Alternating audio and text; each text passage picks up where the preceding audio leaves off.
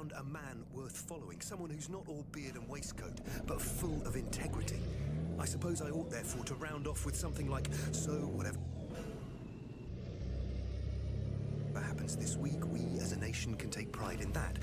But I can't. Instead, I'll say this.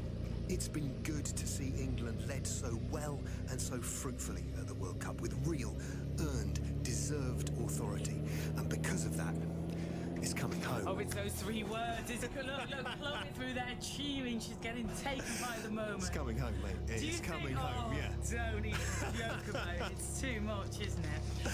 I love the mention of the waistcoat. I went onto a website this morning, to a big shop website, and I was looking for little prezzies and things. I told you I was up early this morning. This is after my skin routine and before my beef bolognese in the slow cooker. And I was on a little mooch, and I noticed that I went, because I was trying to look at something for my nephew's birthday, and it had all different items of clothes, like it had like gifts for men, and it had hoodies and all that, and then on there was waistcoats. And I was like... Separate section? I'm like, yes. And I'm like, is that always there? I am sure I've never seen a waistcoat section on this website. Section. But now suddenly, because there was a great tweet as well from Hugh Grant, who said, like a lot of people this weekend, I'm wearing a waistcoat. Just a waistcoat, which was like, I thought... Don't want to think about it, mate. I thought that's quite a tricky look to pull off, That is a tricky look to pull off. Where it ends. And Hugh Grant, he's a suave gentleman. He is very suave. Jim, always a pleasure to see you. Pleasure to see you too, Sarah.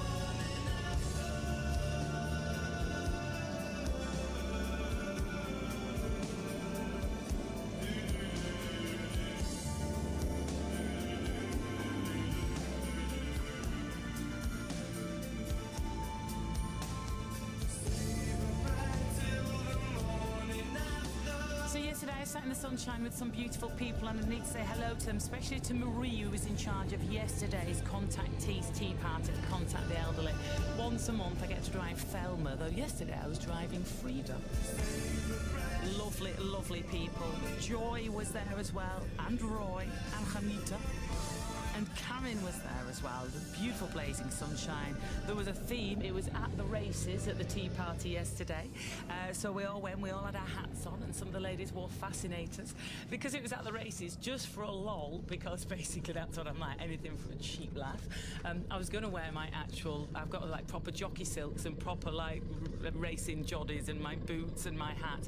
But obviously with it being 30 degrees or whatever, I thought just for one laugh, it's not worth getting sunstroke just for the moment where I'm like walking and go, at the races theme, here I am dressed as a jockey. But it was absolutely gorgeous. All I'm going to say is individual trifles and homemade Scotch eggs with a crispy, crumbly exterior made by Marie. Absolutely gorgeous. Sorry about talking about Scotch eggs into the travel now, Liz. It's hard to concentrate. Do you like a Scotch egg? I love a Scotch egg. I'm a sucker for one now. The M6 southbound in Birmingham, there are still delays in the roadworks between 7 and 5 after the big crash there earlier this morning, and it's also slow before junction 3A for the M6 toll with a breakdown. The M1 southbound has a lane closed between 11 and 10 Dunstable to Luton Airport. That's due to an accident. Dangerous Brian called to say the A14 westbound in Suffolk has long delays. There's been an accident, Brian, at Rougham, that's junction 45, but the story of the morning has been on the M11 around Stansted Airport. Southbound, there are still severe delays from junction 10 while they clean up a fuel spillage after the earlier accident between 9 and 8. They've been holding the traffic there again. It's taking well over an hour to get through. And northbound on the M11, traffic was also being held when I came in between 7 and 8. That was due to a vehicle fire. The M25 on the Surrey-Kent borders is very slow in both directions between 5 and 7, partly due to the earlier problem on the M23. That's it for me. More in half an hour with Ken. Thank you very much. It's quite a long intro. Did I freak you out there, Liz? It did. I thought Thank I'd you better very be quiet. much. By the way, I admire the way you segged from Scotch eggs into the M6. That was beautifully done. You can tell you're very professional. Nearly 10 o'clock.